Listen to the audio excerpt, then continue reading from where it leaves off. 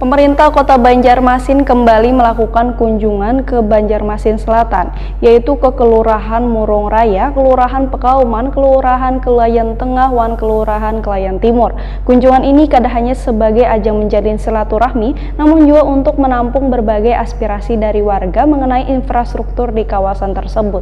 Pemirsa, inilah kabar nang selengkapnya.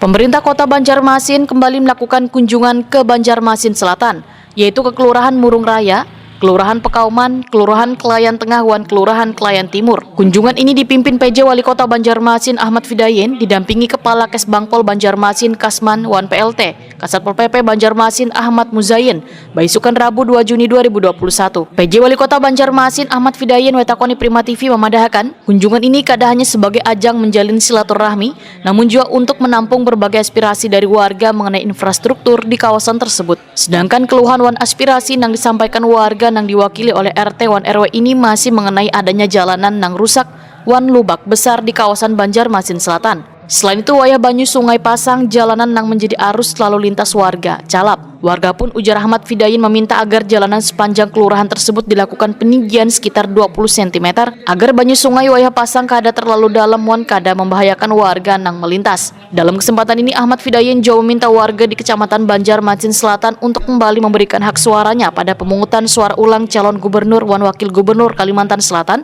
yang akan dilaksanakan Rabu tanggal 9 Juni 2021 mendatang. Ahmad Fidayin meminta peran camat, lurah, RT, wan warga sangat dibutuhkan demi terlaksananya PSU calon gubernur wan wakil gubernur bisa berjalan dengan aman wan kondusif tanpa adanya terjadi sesuatu nang kada diinginkan.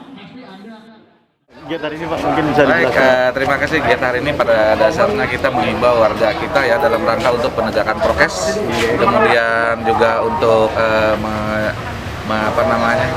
melihat kondisi masyarakat kita melalui kawan-kawan ketua RT, sehingga apa-apa yang diperlukan masyarakat ini kita bisa segera tindak lanjuti dan untuk dalam rangka ketentraman dan ketertiban umum. Jadi tupoksi pemerintah kota salah satunya adalah menjaga ketentraman dan ketertiban umum masyarakat, sehingga kita berkeinginan dan memang itu yang harusnya ada, warga kita merasa berkegiatan sehari-hari nantinya akan merasa tentram dan tertib, sehingga mudah-mudahan kedepannya perekonomian masyarakat kita bisa jauh lebih maju. Nah, kemudian juga mengimbau warga kita dalam rangka untuk aktif nantinya memberikan hak suaranya di PSU Gubernur tanggal 9 Juni ini. Kalau untuk kesiapannya saat ini seperti apa Pak? Kalau persiapan itu kewenangannya di KPU Provinsi ya Pak Kasman ya. Kita hanya terbatas pada kewenangan kita, yaitu menjaga ketentraman dan ketertiban masyarakat kita. Kemudian juga kita dalam rangka ini menghimbau masyarakat kita untuk patuh dan taat kepada peraturan perundang-undangan yang berlaku.